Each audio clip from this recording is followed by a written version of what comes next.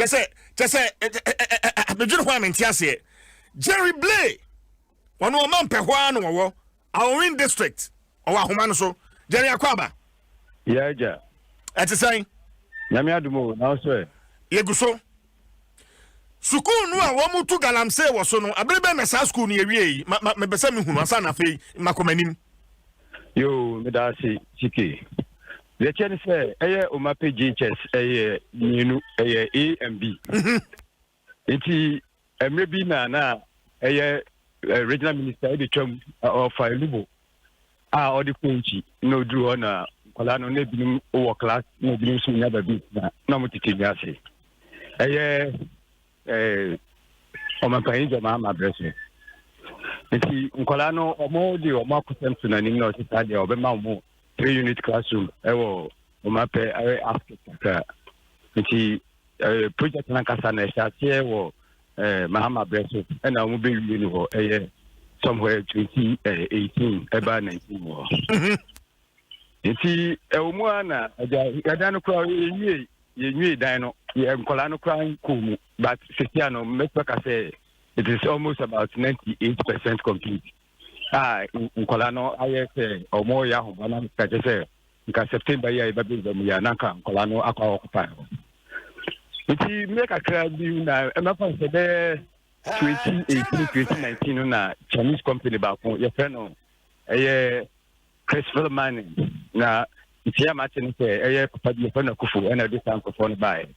Papa ne friend say almost your friend Akufu pacho ayin ko anim enti omo mom de omo djuma no de ne kakra me de mani ho ne se so mo ya djuma no bia e ya omo kata so e na nsu no so omo ma distance kakra a omo fa ensu omo ye wie so a na omo afele agbidi asase no kama se de ya kroni no ko betumi de no ba ya titu no kwa me de mani ho bedu ya omo aye omo kata so na yanka bi shemu na be new bosoma mienumpu na company ba kon so efri say ehun so bae so mo so ba be ye mining nti mo bae no company ye fa no JH Nsem JH Nsem sa na company Chinese company di India omo so mo bae school ba bia omo asi school dan for Franca school kola no kwa na no ani mu pe be ka kwa ho elubu enchiru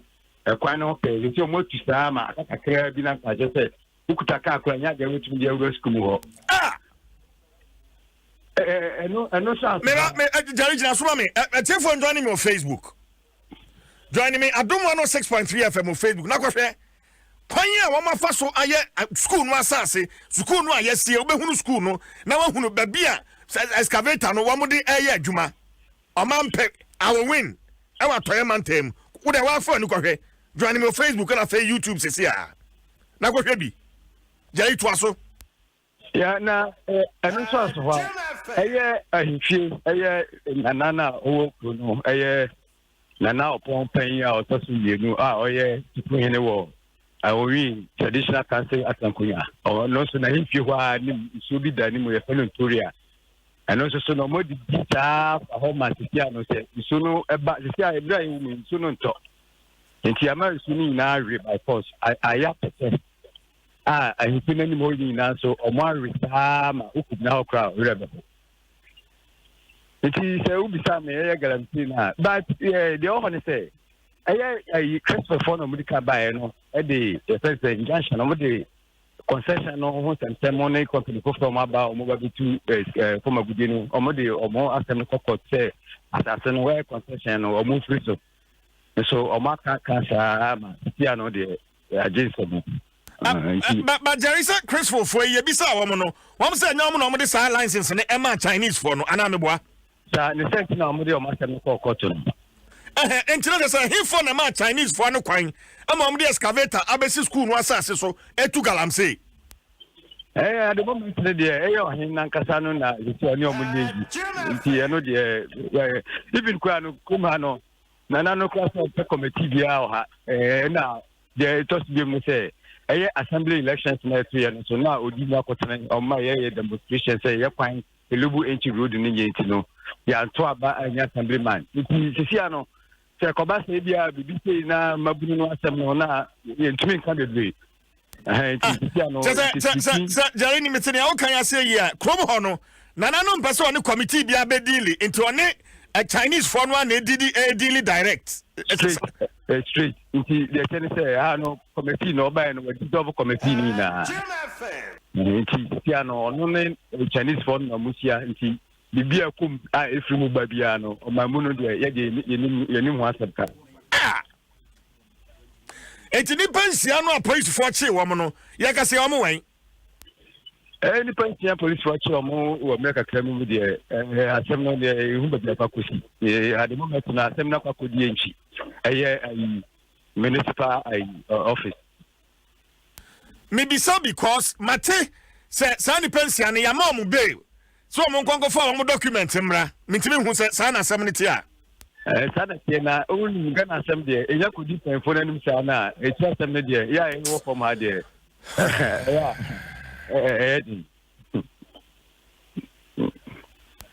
enti ne akwaso no nana no wanim oya we pa so DC abasizi nkofo na adwuma no omo ya wo school no asase ne so no oya we no ni tumi de na aban so ni tumi de nti se ekoba ne sa na akoy asema ho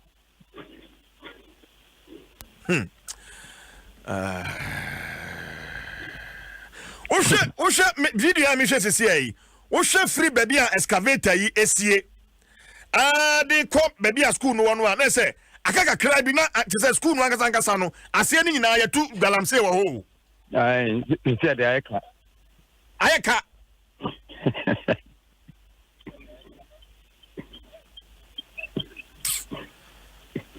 already edan de omusi na edan de kama me nkola no minimsa ka September ya na do yakuba ya me na do bie kwatu ma nkola no ekwa minimsa ka hona ka mo beko ba bisia no kra no asa ko yehu esa say amena o mo tutu na se suto na sa amena ni na fele a nkola ni bi ben omu ni ba bia emudo ana se ba bia ho on ade betu bi CP enu achi ya mafa se be boso be mi nsandi ko bi ben o mape e fa no nkola be mi nsa almost the same thing krono na jana mo tutu amna dokudu ma nkola nu mi nsa ekoto mu ma o mo hiro mo nkwa it has the same thing nti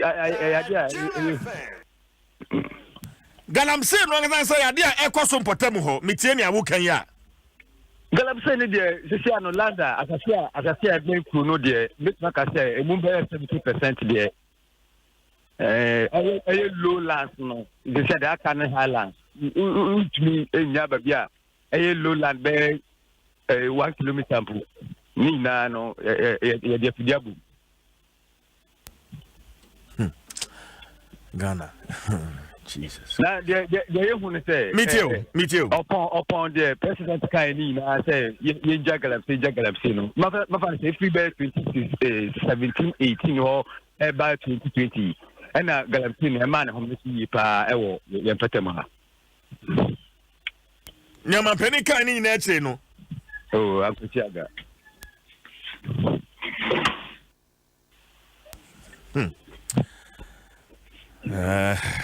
Jerry, boss, what you also nkra? Patron. And wabe boy amani. Mama no asini fancy ya. Why? Miss me that you. If you join me on Facebook, Orebeho. Join me on Facebook, Orebeho.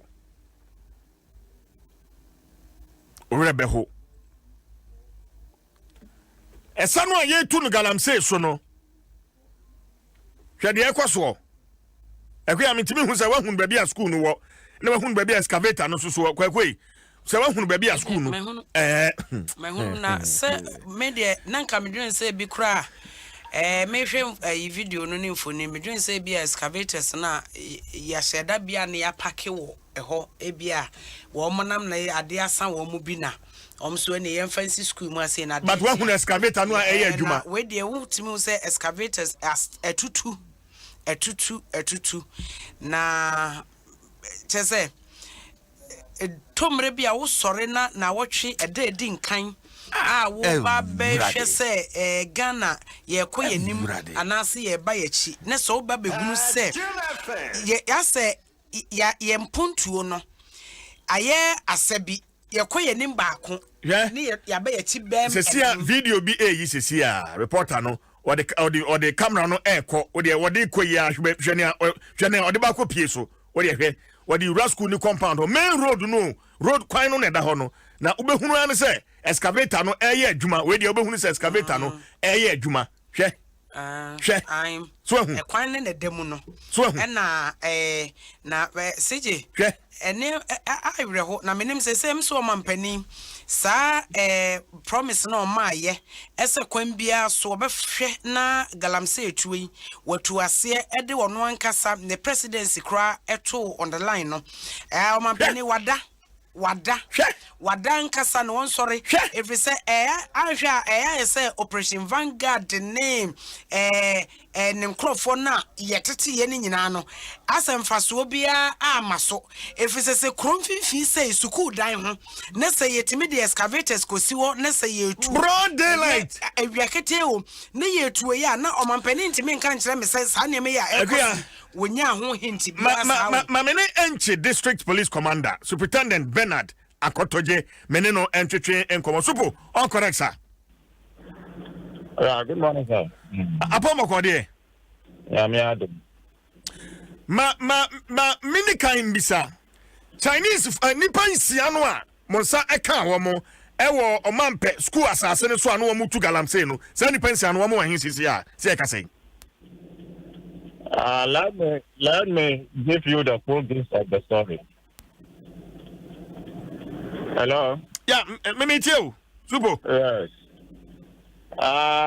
Those who were arrested are employees of a mining contractor called HK Zingding. Where they were mining falls within the mining concession of Chrisfield Goldfields. Chrisfield Goldfields has a lease to mine. They have a mining lease. And Chrisfield Goldfields has given the alluvial aspect of the mining to a mining contractor called HK Zingding. The Chrisfield also gave the aspect of rock mining to another contractor called RMG. Where these people were working falls within that mining concession. On the 11th of this month, the MP was passing through the road and saw that some people were working close to Mape JHS. Mm-hmm. So he called and went in to arrest them. Now, in the evening, we discussed over it with the MP, and we decided that the life of the students may be in danger because the JH students, JH3 students are still preparing for their BEC. So there's a need for them to reclaim the land immediately. So we granted them bail to reclaim the land within 1 week to avoid any student life being put into danger. That made us to grant them the bail. And as I talked to you, they've been able to reclaim the land. The MC visited the place within the week. He confirmed to me the day before yesterday that they have reclaimed the land. Now, these people were arrested. Even though they were working within a licensed concession, they don't have to go close to the school and pose danger to students.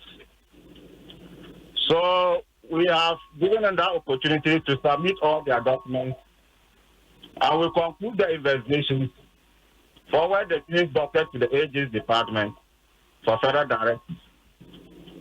So that is the full gist of the story. But super masambisa ne say asase a yede ama say yensi school dan wo so esida na asase kro no so tibi dan mining concession. Yes, the mining concession stretches from Kwau to Omape, and therefore that is why I'm saying that it needs further investigation. So on conclusion of the investigations, the AG department will tell. The only thing is that di kan ya share documents and say na ya share mine no ase ana so ya share mine no ase and say na kire ya se kire akobisa say mo document we he supo. That is what I'm saying, that as I talk to you now, I have the mining list of Chrisfield Goldfields on my table. As I also talk to you now, I have the agreement between Chrisfield Goldfields and then HK Zending. HK stands for Hong Kong Zending, a mining contractor.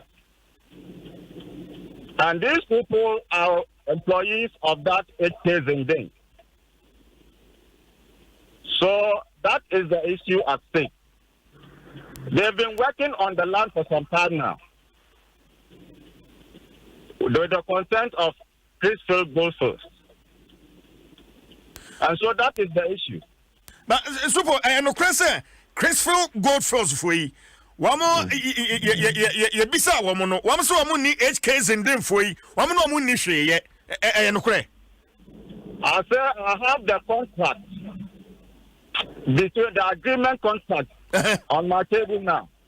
So whoever wants can come down and inspect it. Na say no kre wamo no wamo ye bi wamo no wamo ma sa license no. Is that what you are saying? Yes, and as I talk to you now, of late, there has been a rift between the Chrisfield Goldfields and then the contractor. And that rift came about as a result of the contractor accusing Chrisfield of bringing more other miners to come and mine on the land, having contracted the alluvial aspect of the mining to them. This rift came before me, and we sat over it, and we couldn't resolve it. So I advised them to go to court. Because it is a contractual issue, they should go to court and take it up on the civil matter at the court. So Chrisfield Goldfields took the contractor to Enche District Magistrate Court. The case is before the court now. On the 10th of this month, the contractors went to court. They passed through my office to inform me that the judge, the court could not sit because the judge was not around. So they adjourned the case on the 10th of August. And so that aspect of the rift between the Chrisfield Goldfields and the contractor is before the court. So these are the issues.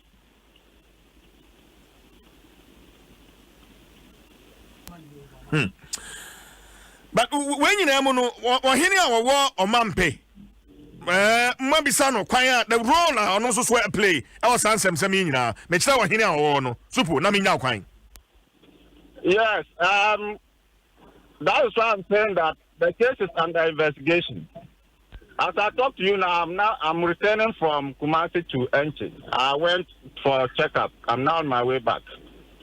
And so the divisional commander is even calling for the case to assist in the investigation. So we will go into it, and whoever is involved in all this, that's why I say that it requires more investigations into the entire issue. Super, I'm not found here. Thank you very much. Superintendent Bernard Akotoje, Enche District Police Commander. Nana upon penning our Tosumiensa, or man pehene. Or Humano, so none but what Minka. Meteo Gampaya. Oh, yeah. Yamiado. Nana Asasia HK Zending for one more A2 Galamse was so a bank JHS for school. I own Adom. I got me does the same. What is happening? We are not paying. And never now watching the case. I said, now, may change it. And once and the three by the other team. Now, Mr. Monkey, as I mentioned. Nana, Wadaroma. Was it and then now watching our tea, sir? One more did you mind? It is our assassin so. Debbie, and then I watch it, and I meant to say, Yababa, China for me, and it is this woman. Echo empty. Now, me can say, I said, a baby when I'm so to the moi, a war, I get the assembly could be on the Namasu with Yaba. Nana my entremu, and then on him for home, Side Manu Moyan or Hono, as one mine or mine, and then on him for home, Nana. Yo, without say. Near meaning a pass edgeman, say, me can say, Sergeant or more air, and money, who there, and I'm in Hubia. Not me boy. Metia could to meet me in Judgment. Now, your woman said, Ye municipal assembly no war anti for me. Yeah, ya war or more pet and then the party of me. Or more empire and usual. Now, the amount of them way in our bus and standing the same. And maybe a Chamukon. Obama hit here. If you want to me, you have for more money, I feel like it's only now every year more time. May the South Party, Echo Man, Nadmo, Ewo empty. MC, me by telling another share. Omoko ya, mo new Jumabia. Jumon Bedin is a mother and more. Now, at the Blanco, from someone telling 2 cups. Ah, I have for this arm neighbor. Not move. It's so that you are from my way. No, message, never teach a more. Very good. I move 2 cups. In Yakoba and say, Debia, me mind Gumisu, Suani, me mind Egumisu.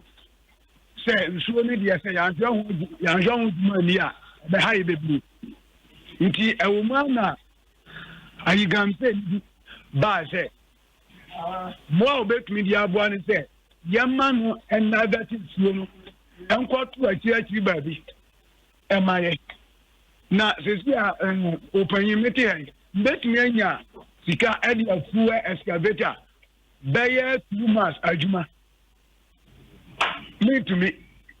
None years, Pano Egan said. So that the things you know, Ubetu Gam say what you know, we are very assassin, Mansuno Afriho.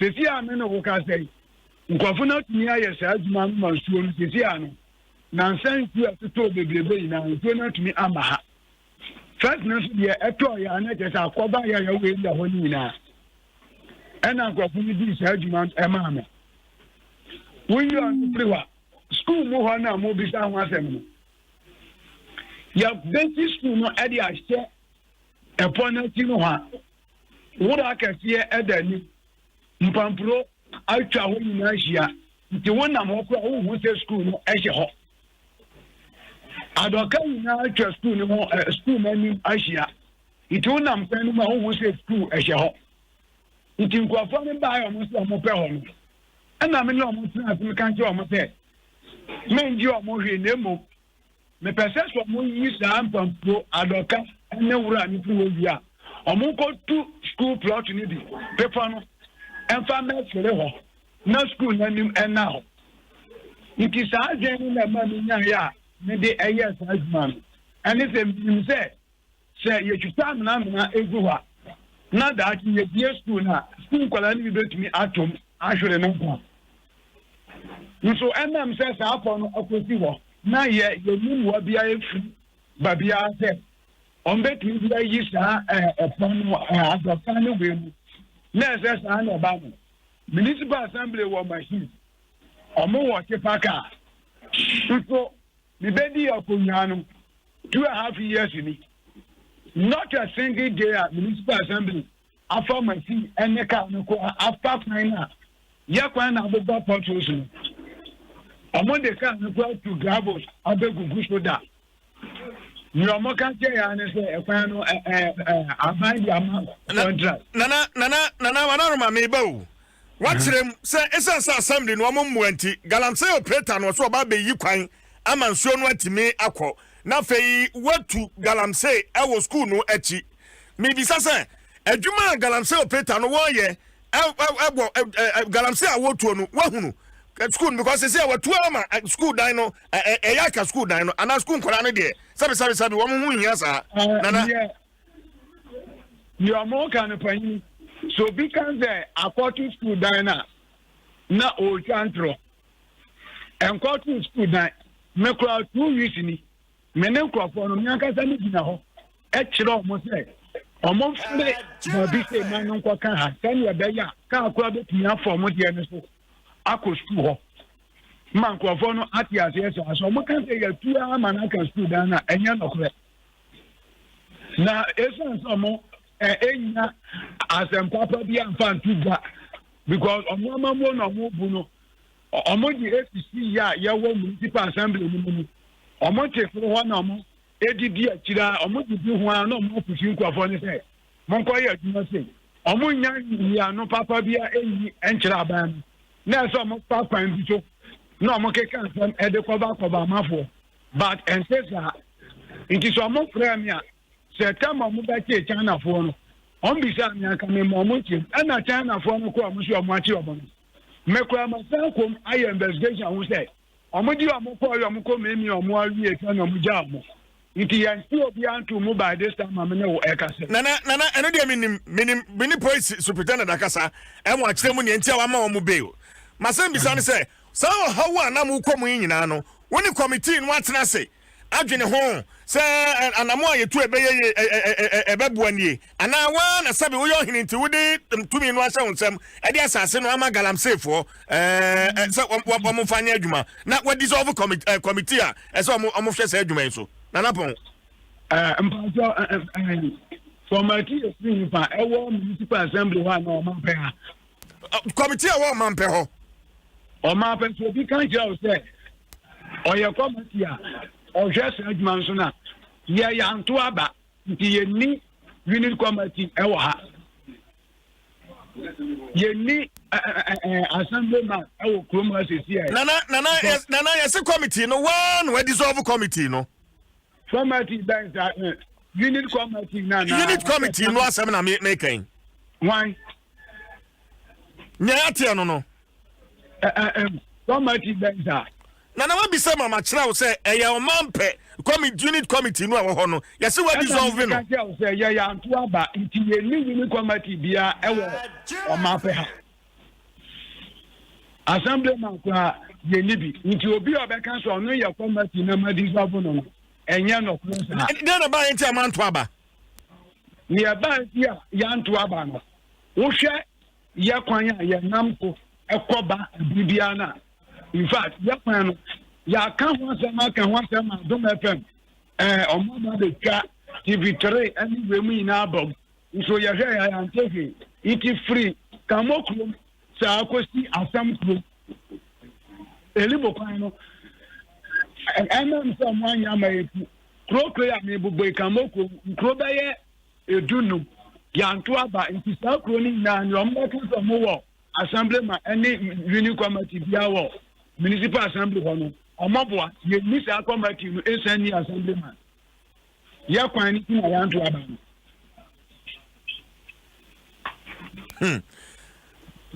nana asase krono a yes school dan wo so no asase no a na nsini mitrim se ye besa so wo ba makwan se wi adwuma we na wi a kotu galamsey wo school no achi na wi a wa hata amena no eso nana fine enye school dan na chi o eye school kwan na nima epie kwan iti wonam ho ko a wo se school bi she ho ena ho ko na me ne wo kasa no senya sajma no mo eye na anka edu dobla utumi enko school ho because you to me ko ba ho nyama ka akwa utumi emfa anyompo enko ho ana je se o ma se asase no asase ni pani o ma se asase no so mo asase no enya no cross ene se me gina nkrofo no so senya be yo be cover ho no na school na nim atumi agba ho na sa awura adoka nim pampro no because nifa ho ade entumi nye ye ni afie so aye de be se aduma no nti nkrofo no mo gusu a omo cover mo amna nti me kwa da bia mani wo ho so mbe ye me ho no atofo ana man fansia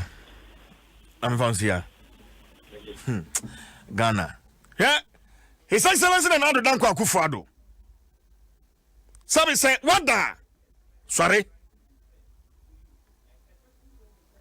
say what da sorry because they go so no areho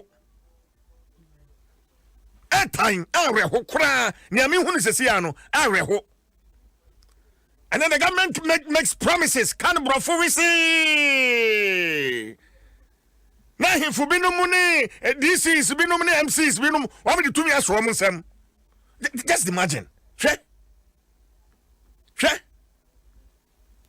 CJ.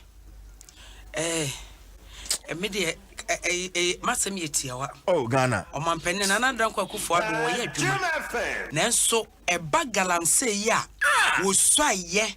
Kantam wi abo hinam so se wo behwe se na bresu ye betu galamse ase afri o mayimu no a ene wada wo tunkro mo na ade ba ko so ayi sije this no okaka se galamse ye ntimi nya atuo na yeyi na di no ade no so efa bi so ye no kro si ebeka se galamse no ho na binum nya wo mano aduane timi survival ye free ho no pass si ye free ho kwati nso de ho no so ebeye din na mom ede ensese na edi gu akwam so o man si ede be protect ye nsuo no se amna hodo a se nkwadai anya hwe bia September mu nkwadai ebeko school amna ne atwetwa ato abrante na odi kan ema report no se kroba akoso na no amna yatutu ato nkwadai miensa ene koto mu a wo nyina wuye enti edi nsese ye papa ben ene ye de agu akwam se be ya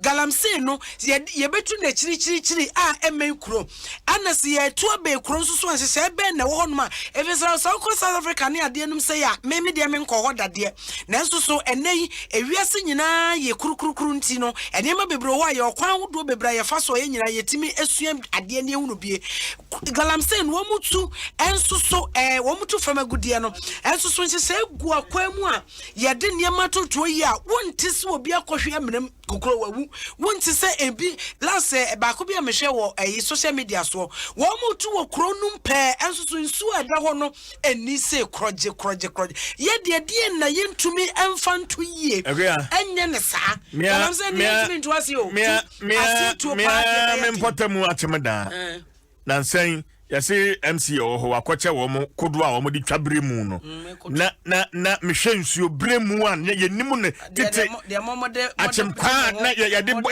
nsamrane achemkwa na me num bre mu enne mehwe bre mu pa achemkwa na wo no mo ntwoma why onza mo kasa nyina ma yedi na metie na ma menkan sa di we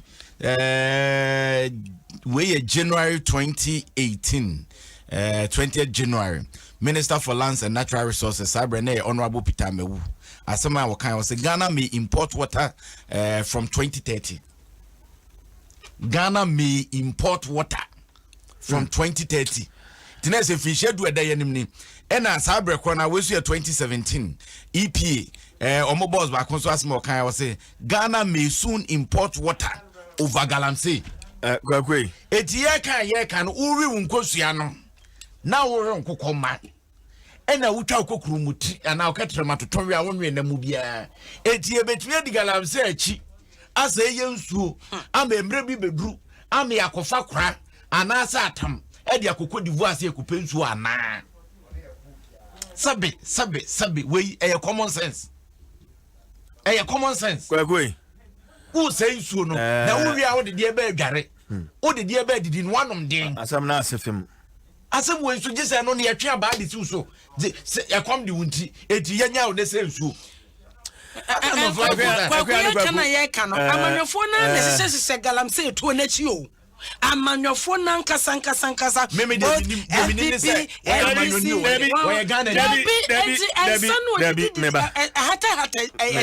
meba se enye amanyosemo a se enye amanyosemo a enka excavators no a ye chi ye se excavators no ewe debut CJ se enye amanyosemo meba excavators no ewe he se enye amanyosemo Ghana for Ghana Ghana for ena ese Ghana mama me twa made na me sorry mama twa made na but e binu kitatumi a wo mo de hyehyɛ sumase ne ya abro no wo mo fa tumi ne nsa o man ne sa wo mo de super wo man no ye nya ba problem madam ase na otwi this week issues on Galamsey da bia mebo ho da bia ba bia bi koso bia da bia ye de beba isn't so man pani ahyebo and we will not take his words lightly.